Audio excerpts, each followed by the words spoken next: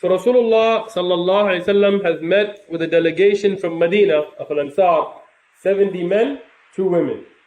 And the second bay'ah of Aqaba has happened. And they've pledged allegiance to Rasulullah sallallahu alaihi wasallam, and they've requested the Prophet sallallahu alaihi wasallam to make hijrah from Mecca to Medina. We discussed last time the conditions and what they wanted from the Prophet sallallahu alaihi wasallam and what the Prophet sallallahu alaihi wasallam wanted from them. But he didn't just jump into this either. Subhanallah, we look at a beautiful example in the Prophet sallallahu alaihi wasallam of somebody who was very intelligent, who was a great leader, somebody that Allah subhanahu wa ta'ala chose and gave such beautiful qualities to. Rasulullah sallallahu alaihi wasallam, he realized that the ayat of Quran that were revealed to him were a lesson for him. Subhanallah, today when we read the Quran, we read it like stories. Or worse yet, we don't even understand any of it.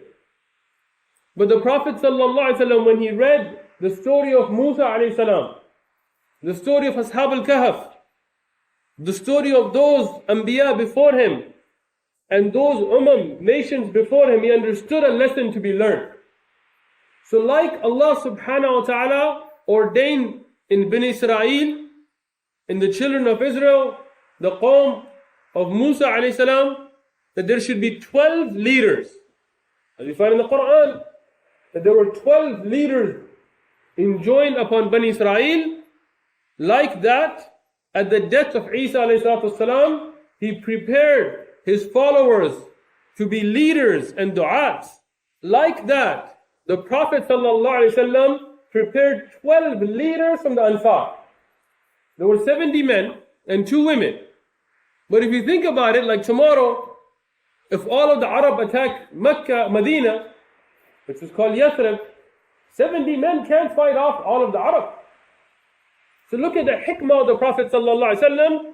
He assigned 12 of them to be leaders, to go back and each one of them to work on their qawm. So they will all do da'wah amongst the Ansar, the people of Medina, to prepare them so when the hardship comes, they'll be ready to stand all together as a city to defend the Prophet sallallahu alaihi wasallam. Now you have to understand, the Ansar, when they're inviting the Prophet sallallahu alaihi wasallam, and some of them they said this. They said, we are inviting war with all of the Arab. We're inviting boycott and hardship and starvation and battles. And that's what happened. Badr and Uhud and Hunayn and Ahzab and all these battles happened. And those Ansar continued fighting. Even if we look at the battles of the time of Abu Bakr and Umar radiallahu anhuma, you see the Ansar were at the forefront.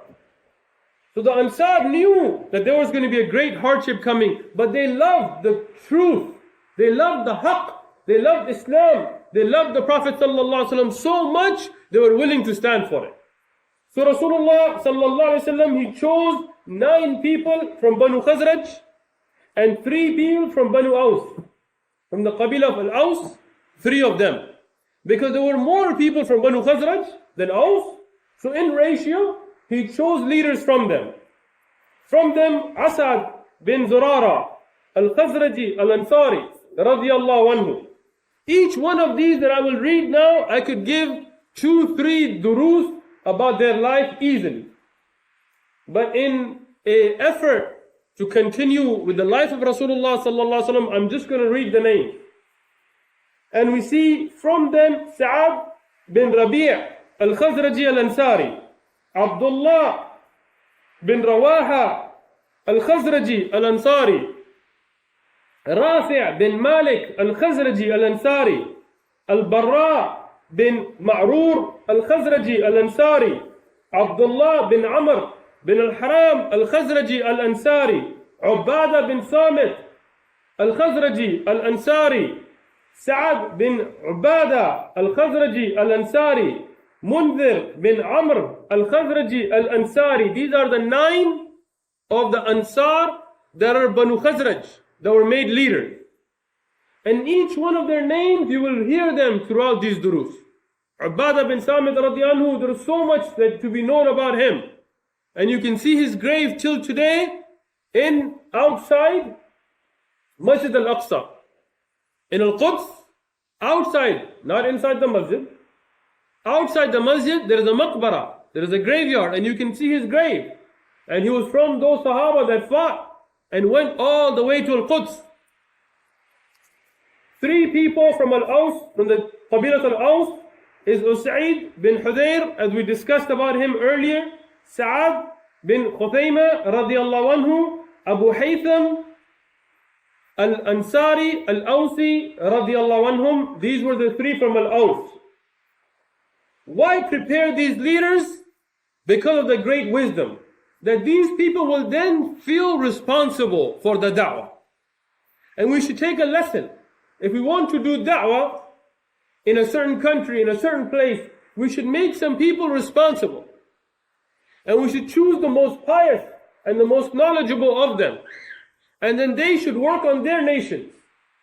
So if we find, for example, in South America, if you go there, you should pick some people from South America who are local, who know the language, who know the cultures, who know how to do da'wah amongst their people. And choose the most knowledgeable and best amongst them and make them responsible. And then ask them, how did things go? These Sahaba radiallahu anhum, they gave the bay'ah, they took on the responsibility. Now all of this is in secret. We know all of this by the Jamarat, in a secret cave, in a mountain. Nobody else knows about this. This is all secret, and this is also a lesson. When you have something important to do, when you have something that could potentially harm the ummah, if people find out, keep it secret. You know, we used to have a saying, from the adat of Americans. They used to say, those who talk, don't do. And those who do, don't talk about it. And that's how it is today. Some people brag all day long, but in reality they're not doing anything. And those that have to do something to benefit the religion, they do what they have to do, they don't talk about it. And this is what we see from the Rasulullah sallallahu alaihi wasallam. He kept this issue a secret. But there was a shaitan there. Not Iblis, another shaitan. And this is a Sahih hadith. And this teaches us a lot about the jinn. You know, we forget there are jinn. And just because the people in the West don't seem to recognize this issue doesn't mean that it doesn't exist. You know, many times I work in the medical field and I will work with doctors. And they will talk about a patient, somebody they dealt with, and they will say we could not diagnose them with anything. Not schizophrenia, not multiple personality disorders, not any other kind of disease or disorder. So they would just give it a name, blame it on something, unresolved. And many times the symptoms, if you were to look at it from a fair perspective, you would find the symptoms of jinn. Even if you look at historical documentation, look up some of what has happened in this country, in America, the country you're sitting in, and has been documented and put in the newspapers and is in archive, and you can look up, like Emily Rose, like the case after which the movie The Exorcist was made after, which was a real case, like the Son of Sam, the serial killer who said a black dog would come and tell him who to kill. And they did tests on him, and they found him to be totally sane. So, there are times when it's a mental disorder, no doubt. And in Muslim countries, 90% of the time when there's a Muslim disorder, they blame it on jinn. And that's wrong. And on the other hand, the 10 or whatever percent that it is jinn, people don't want to admit to that. Because everybody wants to just see something and touch something, and if I don't see and touch it, then I don't believe in it. Well, I don't see schizophrenia, but if a doctor says it is, we believe in it. So here, in the Sahih Hadith, we found that there was a shaitan, and this was a shaitan that used to live around Aqaba. And shayateen are of different types. The jinn are of different types. There's Ifrit min al-jinn in the Quran, Khubati wal Khaba'ith mentioned in Hadith. This particular jinn, Rasulullah sallallahu alaihi wasallam heard him scream. And he screamed and he called the Prophet sallallahu alaihi wasallam by twisting his name. The kuffar, they would twist the name of the Prophet sallallahu alaihi wasallam. We will not mention it out of respect, but he said that Yani Muhammad sallallahu alaihi wasallam has joined a people to prepare a war against you. And he was yelling out to the Quraysh. And when the Prophet ﷺ heard this, he said, هذا أزرب. أزرب يعني هذا اسم هذا الجن أزرب. وهو من أقبة. يعني أقبة هو المنطقة. That this is أزرب, the jinn from Aqaba. And then Ibn Hisham and Ibn Ishaq, who have authenticated this narration, have mentioned Azib as well as one of the names, and Azyab as well as difference in narrations in the spelling. But Rasulullah sallallahu alaihi wasallam explained the name and type of jinn to the Sahaba in the Sahih Hadith. And then he made a statement to the jinn that I will deal with you. Because this was a shaitan. In the jinn, you have Muslim jinn who believe in Allah, like the ones that listened to the Quran of the Prophet ﷺ, as mentioned in the Quran itself. And they went and did da'wah, and they invited people towards Allah, other jinn. And those jinn, they don't mess with the human. They've got nothing to do with the human world. They live in their world, we live in our world. But then there is a kafir jinn, which is who are called shayateen. Iblis, he's a jinn. And when he became a kafir, that is when he's called a shaitan. So shayateen are those kafir jinn that they don't believe in Allah subhanahu wa ta'ala. And they mess in the human world. And they try to interfere in the human world. So when a Muslim says that I have control of a jinn, then you know that that Muslim is doing something wrong and that jinn is on the wrong. Because the Muslim does not indulge in the world of the jinn. And the Muslim jinn does not indulge in the world of the human. So here this jinn, he went and he alerted the Quraysh to what was going on. He went and he told the Quraysh what was going on. So here, when he took this news, Abbas bin Ibadah radiallahu anhu, he went to Rasulullah sallallahu alayhi wasallam and he told the Prophet sallallahu alayhi wasallam that we have some men and we have enough swords, that if you want, we will fight the Quraysh now. But the Prophet sallallahu alayhi wasallam told him, لا نؤمر بذلك. يعني, I have not been ordered with that. لكن ارجعوا إلى رحالكم. Except go back to the place you stay, to your camp in Mina. And this is a very beautiful point in hikmah, that everything has to be done in its right place. Even though the Sahaba radiallahu anhum, like Umar bin Khattab and Hamza radiallahu anhu, they were very brave. They were ready to fight. But Rasulullah sallallahu alayhi wasallam didn't do anything until he was ordered for it. So when it's not time, you don't jump into something. And when it's time, you don't make excuses to stay out of it. When the order of Allah subhanahu wa ta'ala came, the weak, the old, the disabled, the children, they all went out fi sabilillah. But when the order wasn't there, the Prophet sallallahu alaihi wasallam and all of the Sahaba, they controlled themselves. So here Rasulullah sallallahu alaihi wasallam told the Ansar to go back to their camps and continue in the da'wah. And they continued their da'wah. And they left back to Medina. When the Quraysh found out about this, they were furious. They went to the mushrikeen from the Ansar. And they started to tell them that, look, your people have given a support to one of us against us. And the mushrikeen from Medina, they denied it because they didn't know about this. And the Muslims, they kept quiet, they left. As the order of Rasulullah sallallahu alaihi wasallam. And the mushrikeen from Medina, they investigated and they tried to find what happened. And they were only able to capture one to torture and harm. But the rest of the Muslims from Ansar made it back to Medina and they quietly and simply started the da'wah. In Mecca, Rasulullah sallallahu alaihi wasallam, he saw a dream. And the dreams of the Anbiya are wahi. For us, our dream can be from shaitan, it can be from Allah, it can be confused thoughts. But the dreams of the Anbiya are revelation.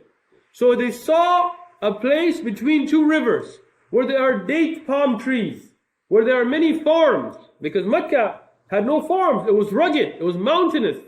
But Medina is flat, it had dates, till today they're growing there. He told the Sahaba that I have been shown in a dream the place of your hijrah. So the Sahaba then quietly, knowing that this is from Wahi, they started to make hijrah.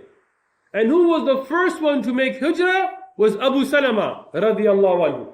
Abu Salama radiallahu anhu was the first Sahabi to make the hijrah from Mecca to Medina.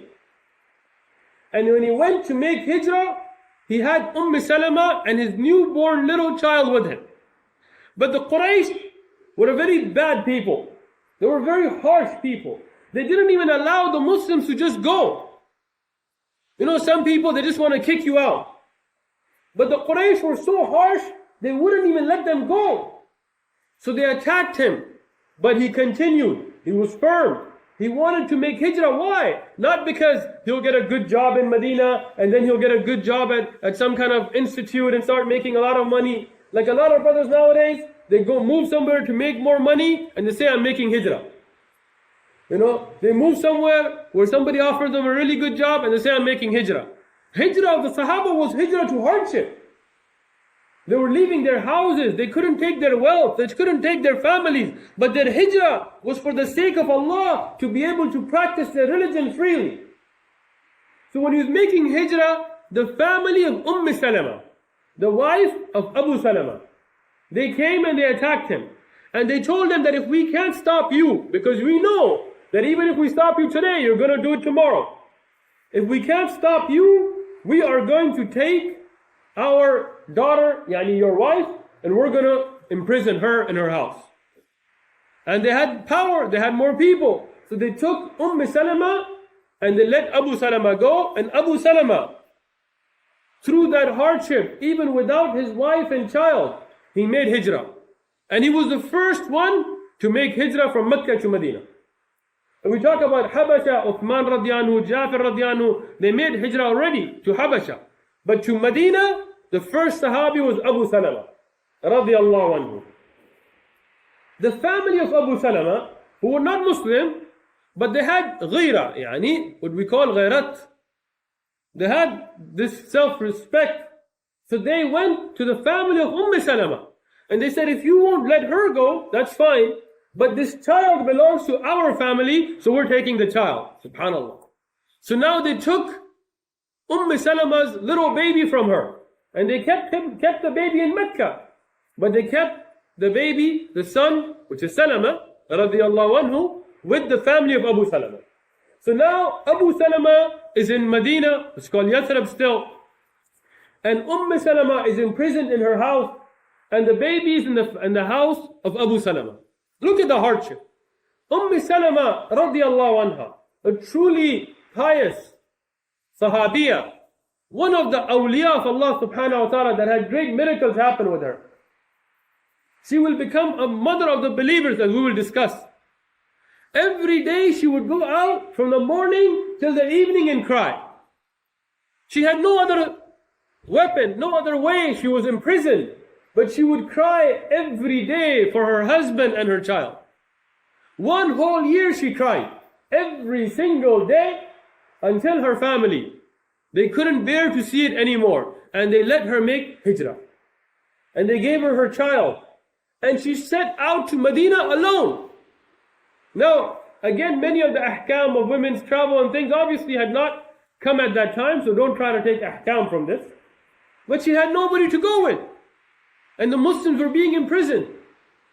So she went alone with a little child making hijrah. Not complaining, not whining, only to obey Allah and His Prophet. Because at this time the hijrah was fard. The hijrah was an obligation. And there are ahadith about this time that whoever doesn't make hijrah, even though they're able and dies in that state, will die a death not of Islam. So the Sahaba, they were doing whatever they could do to make hijrah. So this Sahabiya, this woman, alone, 500 kilometers between Mecca to Medina. Today, when you go for Hajj and Umrah, and you go from Mecca to Medina in your air-conditioned buses, you're still complaining because of the trip, because the bus driver didn't stop enough for chai, or because the AC wasn't strong enough, because the free dates and water and things that you get weren't fresh enough. Imagine. Try it. When you go to Mecca this time, walk it. From Mecca to Medina, walk it. Try it. And you will see what this woman was going through. And on the way, she met Uthman bin Talha. According to many of the scholars of hadith, He was not even Muslim at that time. But he saw this woman alone and he asked her, what are you doing? She said, I'm making hijrah to Allah. I'm making hijrah to Allah. So he told her, ride on this camel, I will ride with another camel and I will take you there. Because the Arab had some very good characteristics. They couldn't see this. And she said that I had never seen a man of Arab with better character than him. He didn't look at me the whole time. He didn't talk to me. He just went straight until Quba, where her husband was. He told her, this is where your husband is. And then he turned back around, came back to Mecca. All this way, just because he didn't want somebody to harm her. And this is the good characteristics that they have. And that's why Allah subhanahu wa ta'ala gave him hidayah. And Salama, she met with her husband in Quba, outside of Medina, and they were happy and they rejoiced, and she lived happily with her husband until he died. When Abu Salama died, Salama, she was extremely sad. And her sorrow couldn't be contained. So the Prophet ﷺ taught her some dua, some supplications, to ask for patience, and to ask Allah to give her better than what Allah has taken from her. And Salama in the hadith, she says that I heard this dua, but I couldn't understand it. But because of my obedience to Rasulullah sallallahu alaihi wasallam, I made this dua. Even though I thought to myself that how can anybody be better than Abu Salama? A man who was the first muhajir from Mecca to Medina, an early Muslim, a great husband, a great father, somebody who sacrificed so much for the hijrah that he even left without his wife and child and without his belongings and went through the initial hardships of hijrah. So she said, I made this dua out of obedience to Rasulullah sallallahu alaihi wasallam, but I thought there is no way, because I didn't see anybody from the Sahaba better than Abu Salama. To me, to her, yani. And she started to really become depressed and sad. And the people, they would make fun of this. They said, look, she went through all this hardship to make hijrah, and now look at her. She's alone, depressed, and sad. So the Prophet ﷺ told her, marry somebody. So she said, I have ghira. Subhanallah. I have ghairat. I have ghira to marry anybody after Abu Salama, because I don't see anybody as good as Abu Salama. Then Rasulullah sallallahu alayhi wasallam, and as the ulama of hadith write, that he had first told her to marry somebody else. But seeing her hard condition, and the fact that there was nobody to support her, and the mushrikeen were trying to put bad things towards her, seeing that, the Rasul sallallahu alayhi wasallam himself proposed to Salama. And she married the Prophet of Allah sallallahu alayhi wasallam. And she said, I saw that dua come true. Because there is nobody in my sight better than Abu Salama except Rasulullah sallallahu alayhi wasallam. If we look at the early muhajirin, those who made hijrah for the sake of Allah subhanahu wa ta'ala, we find from them those that went through extreme hardships. Like Mus'ab bin Umair radiyallahu anhu, who went to Medina for da'wah. He came back to Mecca. And now when he wanted to make hijrah, his family, they tied him up.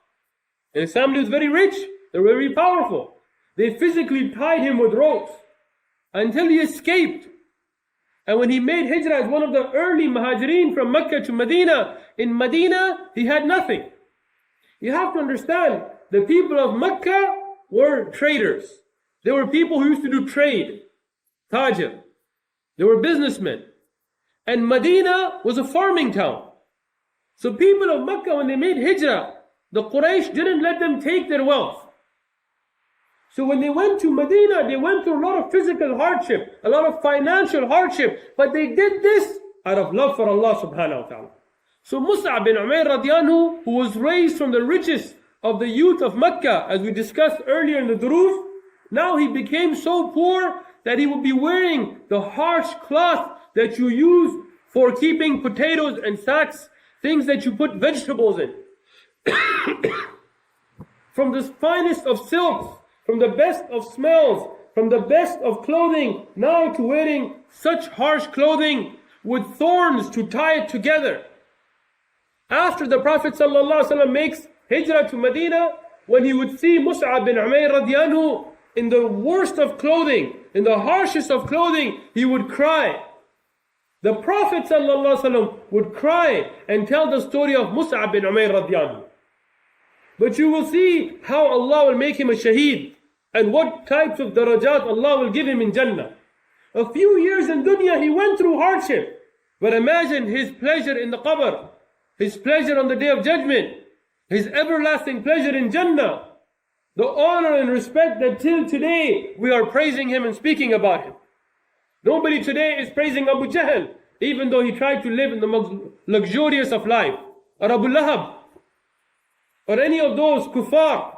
Nobody is praising Fir'aun. But we are still naming our children Mus'ab, and Uthman, and Abu Bakr, and Umar, and Ali, and Muhammad, and Ahmad. All these beautiful names because of their hardship that they endured. From the earliest Muhajirin was Ibn al-Maktoum radiallahu anhu, who was a blind Sahabi. He was blind. He couldn't even find his way to Medina. Through other people, he made hijrah.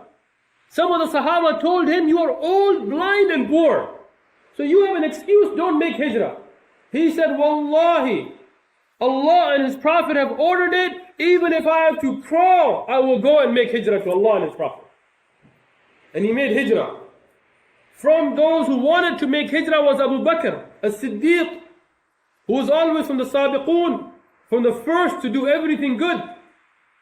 But when he went to the Prophet ﷺ, the Prophet ﷺ told him to wait until Allah finds you a companion. Abu Bakr radiallahu anh himself says in the hadith that I didn't understand what the Prophet ﷺ meant by this till much later, but I did not have permission to make the hijrah, so I did not, even though he wanted to. And he continuously asked the Prophet ﷺ to allow him to perform the hijrah, but he was not given the permission. Abu Bakr radiallahu anhu, he continued to try to make the hijrah, but when he was not able to, he would take his wealth and he would help the other Muslims to make hijrah. Even when he was not able to, he was instrumental in helping other Muslims perform the hijrah. Now there are many Sahaba who made hijrah at this time, but I will just mention one more before we talk about the Prophet ﷺ and his own hijrah. And it's a very unique hijrah, because every other muhajir, he made hijrah secretly, except for one. And that was Umar bin Khattab radiallahu anhu. Always a unique Sahabi. Every Sahabi made hijrah in the dark, in the night. They went secret paths. Some of them were captured and brought back and tied up. They were scared. All of them. Except for Umar bin Khattab, who went, as a Sahih Hadith, he went to the Kaaba. He made Tawaf first. Then he found the gathering of the Mushrikeen. And he told them, he said, Ya ayyuhal Quraysh, O Quraysh, I am making hijrah to Allah. And whoever wants that his children become orphans, that his wife becomes a widow, and his mother is crying over his body, then come and try to stop me. I'm making hijrah, do something about it. And he got up, he hung his sword, and as some of the narrations mentioned, he took 20 Sahaba with him who were afraid to go alone, and he made hijrah openly. And all of the Quraysh, they kept looking at each other as seeing who would try to stop Umar, and none of them got up. Umar bin Khattab radiallahu anhu, he made hijrah openly. And he took two of his friends, Hisham bin As and Ayyash bin Abi Rabi' radiallahu anhuma. Hisham bin As radiallahu anhu, he got stopped in Mecca. His family captured him. But Ayyash radiallahu anhu, he went with Umar bin Khattab to Medina. Ayyash was the half-brother of Abu Jahl. Abu Jahl and Ayyash, they had the same mother. They didn't have the same father, but they had the same mother. So when Ayyash radiallahu anhu was in Medina, practicing his religion happily, not harming the people of Mecca, just living as a Muslim. And you will realize this, the kuffar, it's not that they just want you to give up salah or give up one aspect of Islam until they will not even let you live in peace and practice a Muslim away from people. So now Abu Jahl, the Fir'aun of this ummah, as the Prophet ﷺ called him, this, as maybe we would say in another language, but nasib person, this person who was just a foolish person. Now his brother is a Muslim. He should take a lesson, become a Muslim. But instead, he takes Harith, his other brother. Now they all three had the same mother. Harith, Abu Jahl and Ayyash. He takes him and goes to Medina. Now the Prophet ﷺ is still in Mecca.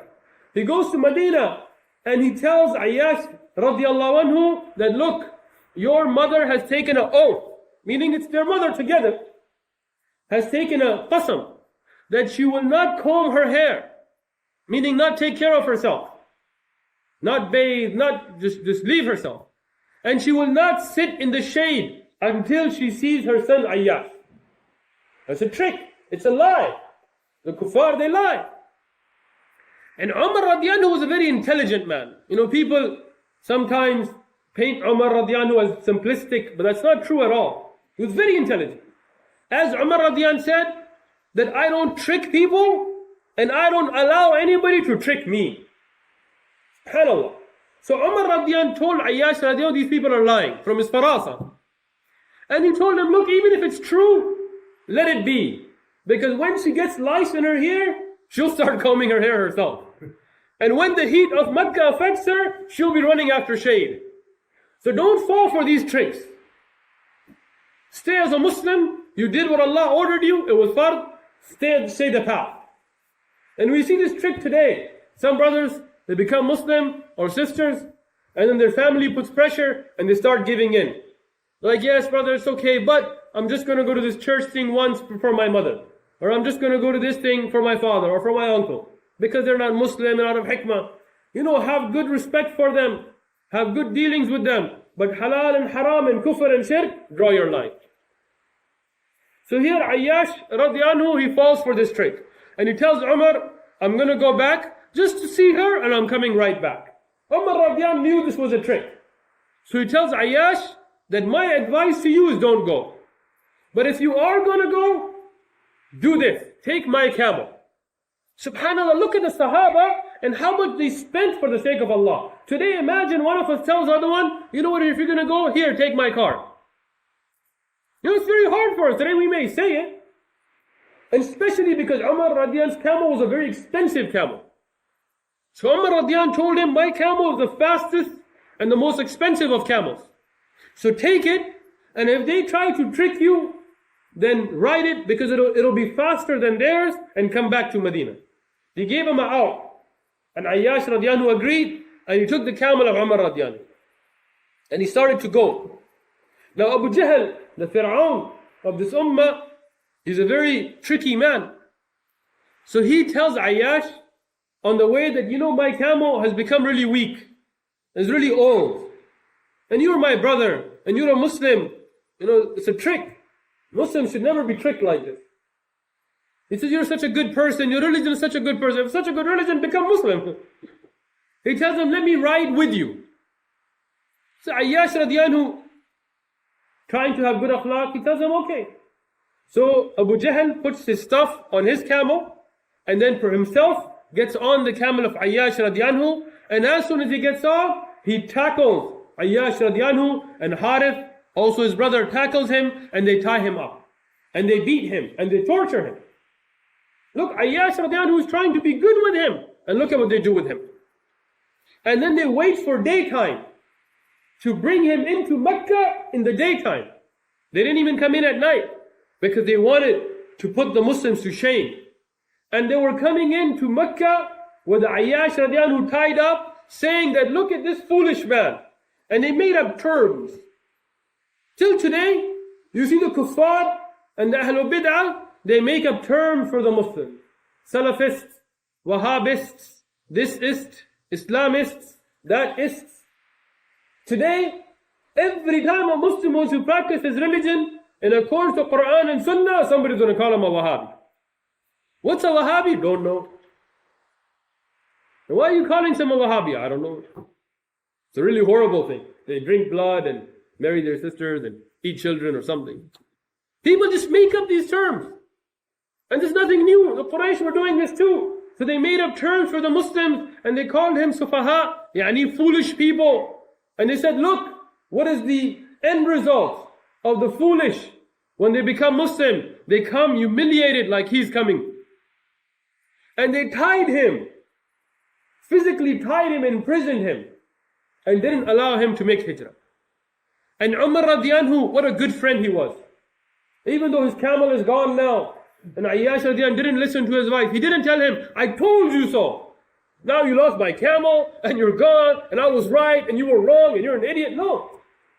He continued to write him letters. Umar radiallahu anhu, he was one of the Sahaba who could write.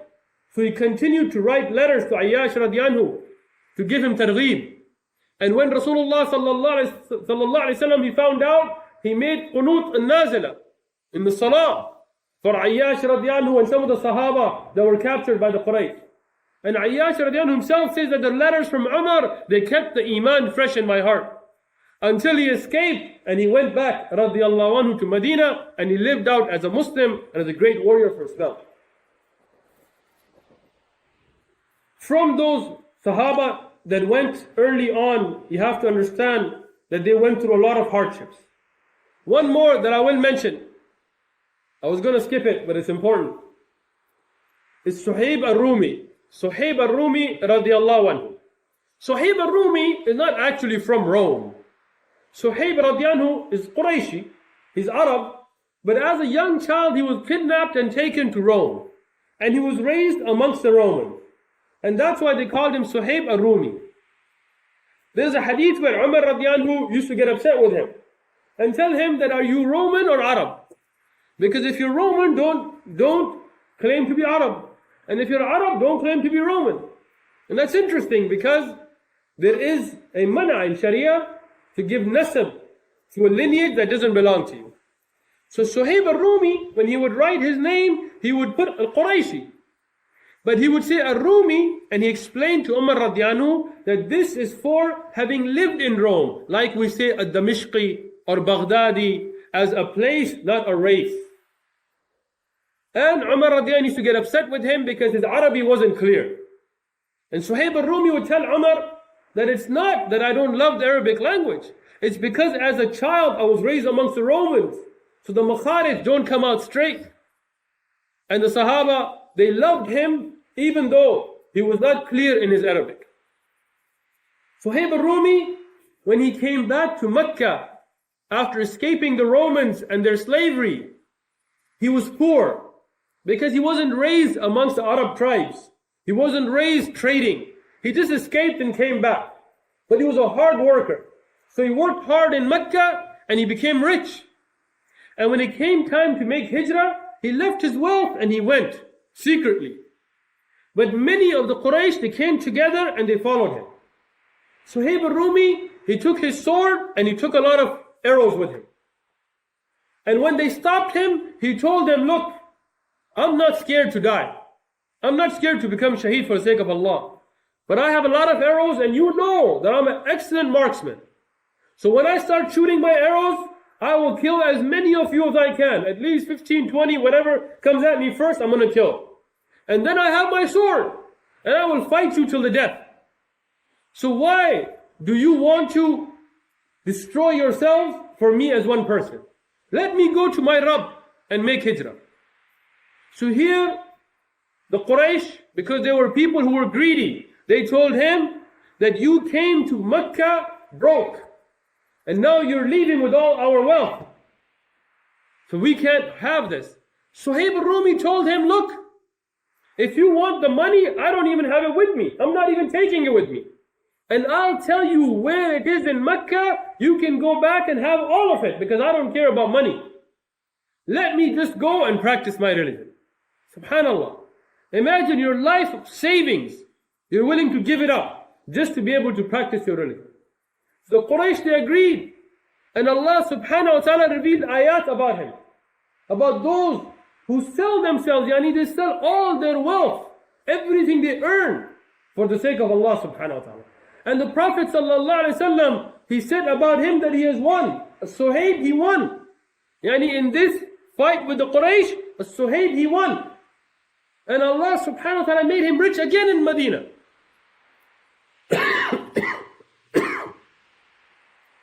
The Sahaba, when they left Mecca, they left their wealth. Abu Bakr, Umar, Uthman, Abdurrahman bin Auf, very rich Sahaba. They left their wealth. But when they went to Medina and Allah tested them, they were firm in their test, Allah made them rich again. Who controls the wealth? Allah. Who's the Razaq? Allah. Allah will never harm you if you do something purely for His sake. But there is a test. Allah made those Sahaba khulafa, the leaders of the world, where the crowns of Persia and Rome were in their feet. But they had to go to that test and be firm. So Suhaib al-Rumi, he went to Medina as well. Now, all of the Sahaba, they left. Only 3 of the Sahaba were left behind, except for those that couldn't go. There were some that were slaves, some women and children that weren't able to go. But from those able-bodied to go, all of them left except 3. Uthman radiyan left because this was fard. It was fard al-ain. Umar radiyan left. Abdurrahman bin Auf left. All of those Sahaba left except 3. The Prophet sallallahu alaihi wasallam, Abu Bakr and Ali. Now their families, obviously the family of Abu Bakr radiyan is also there. Now Rasulullah sallallahu alaihi wasallam, he starts to send even his daughters. His daughter is married to Uthman radiyan, she goes with him. So he's trying to send everybody because the hardship in Mecca is getting too much to bear. But Abu Bakr and Ali radiyan are told to stay because Allah subhanahu wa ta'ala has ordained it. Abu Bakr radiyan, he loves to make hijrah. He made hijrah already before when he went to Yemen, as we talked about in the earlier durus. But Rasulullah sallallahu alaihi wasallam every time tells him you have to wait until Allah chooses for you a sahib. Then, when all of them are gone, the Quraysh realize that this is a problem. And they call for a meeting of the Quraysh. And they even ban some of the Quraysh mushrikeen who were from the family of the Prophet sallallahu alaihi wasallam. Except for Abu Lahab, they banned them out of fear that they may let the Muslims know what's going on. So they have this secret meeting, this secret council, special council is called. They say the Muslims are going and we're not able to stop them, and this is going to become a problem and they're going to become a force, so we got to do something. As the Sahih Hadith mentions, that Iblis himself, he came. Now this is something interesting. They wouldn't allow any other Arab come, but a stranger comes in the shakl or in the face of an old man from Najd, as the Hadith mentions, as an old Bedouin looking man. And he comes and they let him sit. Something strange. But they saw something about this old man that they knew there was something about him. It was Iblis, a shaitan himself, not any other shayateen, Iblis himself. And he told them that Muhammad sallallahu alaihi wasallam, even if he didn't say it, we should say it, is an enemy to me like he's an enemy to you. And the growth of the Muslims is a problem for me and it's a problem for you. So let's sit down and let me sit with you and let's discuss a plan. So the first opinion that was given, as mentioned in the Sahih Hadith, by one of the Quraysh, he said, let's exile him out of the Arabian Peninsula. We'll send him so far out of Arabia that he will be in the land of Ajam and he will be by himself and he will not be able to harm us. And here Iblis told them that this is not right, because you know that he has a very good word, and he has a beautiful characteristic, and he has good moral character, and the Ajam will see him and follow him, and then someday he will raise an army and destroy you. And they said, man, this guy knows what he's talking about. So they shot that idea. The second idea, let's tie him up and imprison him and let him die like other poets have died. Great poets have died before him and nobody will remember him. And Iblis told him, you guys are foolish. You think you can keep him tied? Even the other Sahaba you tried to tie, they escaped. And his followers are in Medina. And you think they will bear to let him be tied? They will come one day and attack and free him. And he will be a problem for you. So they shot that idea. Now, a lot of the books of Seerah, a lot of the recordings I hear, they say Iblis gave this idea. But this is incorrect. If you actually look up the books of Hadith, Abu Jahl gave the final idea, not Iblis. And Abu Jahl, he said, let me give an idea that let's get one man from each tribe. Who gave this idea? Abu Jahl, not Iblis. Look up the books.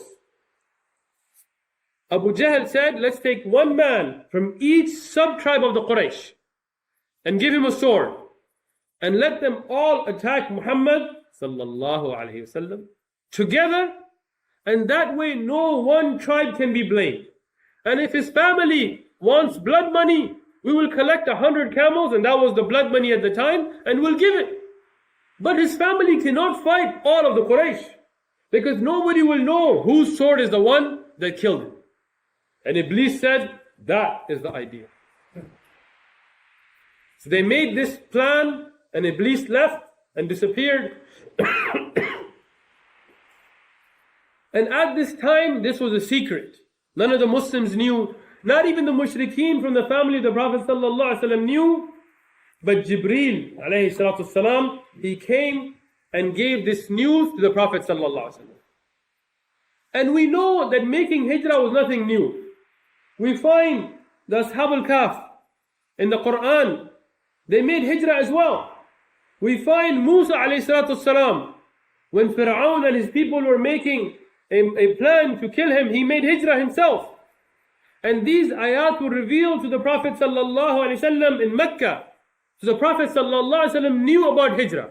But because of Surah Yunus, and seeing that when Yunus ﷺ left his people before the Amr of Allah, he was punished by Allah. The Prophet ﷺ waited for the order of Allah. So here Jibreel ﷺ came to the Prophet ﷺ and told him that don't sleep in your bed tonight. Yani it's the time for hijrah. So the Prophet ﷺ in the daytime, he went to the house of Abu Bakr as-Siddiq radiallahu anhu. And Abu Bakr as-Siddiq, when he was told that Rasulullah ﷺ has come, and it's around the Dhuhr time where people sleep, he knew something was wrong. Because of the good characteristics of Rasulullah ﷺ, he would not visit people at that time. So Abu Bakr radiyan, he prepared, he knew something was going on, but he welcomed the Prophet ﷺ. The Prophet ﷺ told him that whoever is here, let them leave. Yani the family. Abu Bakr radiyan told him, this is your family. Yani Aisha radiyanha will discuss her marriage coming up. And it is my daughter, yani Asma. Whatever you have to say, they are people we can trust. So the Prophet ﷺ told him that it's time for me to make hijrah to Yathrib. Abu Bakr radiyan, he told him, you have to. He begged him, you have to allow me to make hijrah with you. And the Prophet ﷺ gave him permission. And Abu Bakr radiyan, he started crying. Aisha radiallahu anha said in the Sahih Hadith, she said, I knew people could cry out of sorrow, but I didn't know somebody could cry out of happiness until I saw my father crying out of happiness that he could make hijrah with Rasulullah sallallahu alaihi wasallam. Subhanallah, making hijrah with the Prophet sallallahu alaihi wasallam is nothing but hardship. The Quraysh are going to try to kill you in any which way they can. You are going to be making a harsh trip. with all of the Arab trying to come after you, the Quraysh with their full force coming after you, your families will be tortured, your houses will be raided. It's nothing but hardship. But Abu Bakr as-Siddiq radiallahu anhu is crying out of happiness that he's allowed to sacrifice for his friend. Today, we have lost these concepts. Today, if we have a teacher and he tells you, let us go somewhere, I have to go somewhere, why don't you go with me? The first thing we think, oh man, I'm going to waste my time. Oh, you're going to go in my car? You're going to spend my gas? Oh. No, I could have been doing this right now, I could have been doing that. SubhanAllah, look at us. We don't even understand the concepts of friendship anymore. But Abu Bakr as-Siddiq radiallahu anhu was such a man that he loved to sacrifice for his Habib, for his beloved friend, for the Prophet sallallahu alaihi wasallam, that he is crying out of happiness to be able to sacrifice himself and his life and his wealth for Rasulullah sallallahu alaihi wasallam. Abu Bakr radiallahu anhu, he prepared 2 camels that he had been preparing for a long time, and they were the best of camels. And he told the Prophet sallallahu alaihi wasallam that allow me to give these camels for the sake of Allah so we can make the hijrah. Rasulullah sallallahu alaihi wasallam, he told him, I want to pay you for the camel. Subhanallah. Look at the Prophet sallallahu alaihi wasallam. He is also not going to take advantage of anybody. If Abu Bakr radiallahu wants to sacrifice, the Prophet sallallahu alaihi wasallam wants to also sacrifice himself and not take advantage of his students or of his followers. He wants to pay from his own money. Now ulama, they go and beg people. We call them ulama, and they go and beg people. Go buy me this, go get me this, go make me tea, go do this for me. An alim, a teacher, should sacrifice from his own wealth so he can get the reward from Allah, not expect from other people. Here, Rasulullah sallallahu alaihi wasallam is preparing with Abu Bakr radiallahu. Now he calls Ali bin Abi Talib radiallahu. And what does he tell him? He tells him that the Quraysh have gathered and tonight they will try to kill me, and Allah has ordered me to go, and I want you to sleep in my bed. Subhanallah. Now look at this sacrifice of Ali bin Abi Talib radiallahu anhu. It's going to be dark, it's going to be night, there's going to be a bunch of people with swords ready. Some of the ulama of tariq said the Quraysh had even dipped their swords in poison. They had taken spears and dipped them in poison, that they had really prepped that they don't miss. And they're going to rush the house. They're not going to knock, they're not going to ask permission, they're not going to check.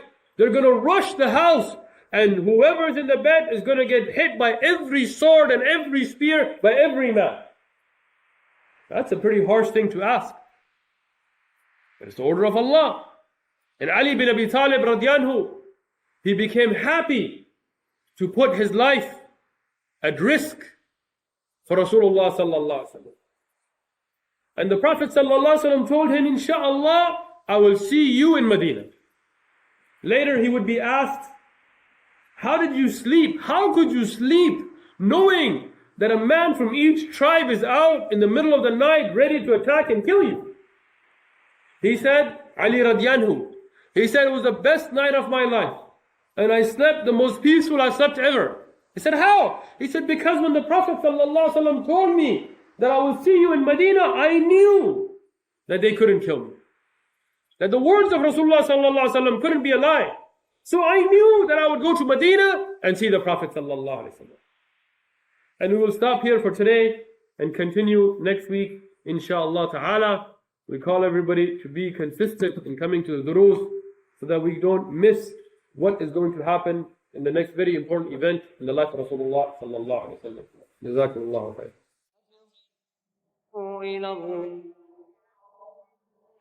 ففروا إلى الله